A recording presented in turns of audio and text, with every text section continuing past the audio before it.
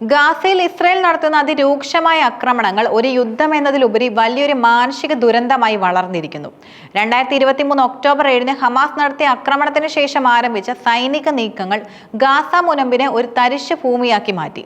പതിനായിരക്കണക്കിന് പലസ്തീനികൾ കൊല്ലപ്പെടുകയും ലക്ഷക്കണക്കിന് ആളുകൾക്ക് സ്വന്തം വീടുകൾ ഉപേക്ഷിച്ച് പലായനം ചെയ്യേണ്ടി വരികയും ചെയ്തു. ഈ സാഹചര്യത്തിന്റെ പ്രത്യാഘാതങ്ങൾ ഇസ്രായേലിന്റെ ആഭ്യന്തര രാഷ്ട്രീയത്തിലും സാമൂഹിക ജീവിതത്തിലും വലിയ മാറ്റങ്ങളും സൃഷ്ടിച്ചിട്ടുണ്ട്.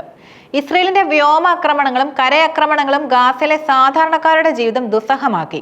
ആശുപത്രികൾ, സ്കൂളുകൾ, അഭയാർത്ഥി ക്യാമ്പുകൾ എന്നിവിടങ്ങൾ പോലും ആക്രമിക്കപ്പെട്ടു.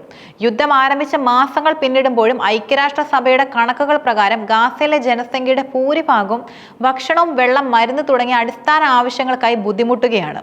ഭക്ഷ്യക്ഷാമം രൂക്ഷമായതോടെ പട്ടിണി മരണങ്ങൾ വർദ്ധിച്ചു. പലസ്തീനികൾക്ക് സഹായം എത്തിക്കുന്നതിനുള്ള ശ്രമങ്ങൾ ഇസ്രായേലിന്റെ സൈനിക നടപടികൾ കാരണം പലപ്പോഴും തടസ്സപ്പെട്ടു. ഭക്ഷണവും മരുന്നും കൊണ്ടുപോകുന്ന ട്രക്കുകൾക്ക് നേരെ പോലും ആക്രമണങ്ങൾ നടന്നതായി റിപ്പോർട്ടുകളുണ്ട്. ലോകാരോഗ്യ സംഘടനയും യുണിസെഫും അടക്കമുള്ള അന്താരാഷ്ട്ര ഏജൻസികൾ ഗാസയിലെ സ്ഥിതിയെ അതിഭീകരമെന്നും വിശേഷിപ്പിച്ചു. ഇസ്രായേലിന്റെ ആഭ്യന്തര രാഷ്ട്രീയത്തിൽ വലിയൊരു വിള്ളലും ഈ യുദ്ധം വീഴ്ത്തിയിട്ടുണ്ട്. പ്രധാനമന്ത്രി ബെഞ്ചമിൻ നെതന്യാഹുവിന്റെ നേതൃത്വത്തിലുള്ള സർക്കാർ യുദ്ധം കൈകാര്യം ചെയ്യുന്ന രീതിയിൽ ഇസ്രായേലിലെ ജനങ്ങൾക്ക് വലിയ അതൃപ്തിയുമുണ്ട്. ഗാസയിൽ ഉടനടി വെടിനിർത്തൽ പ്രഖ്യാപിക്കണമെന്ന ആവശ്യത്തെക്കാൾ ഹമാസ് തടവിലാക്കിയ ഇസ്രായേലി ബന്ദികളെ എത്രയും പെട്ടെന്ന് മോചിപ്പിക്കണമെന്ന ആവശ്യം ഇസ്രായേൽ പ്രതിഷേധങ്ങളുടെ പ്രധാന ഊന്നലാണ്.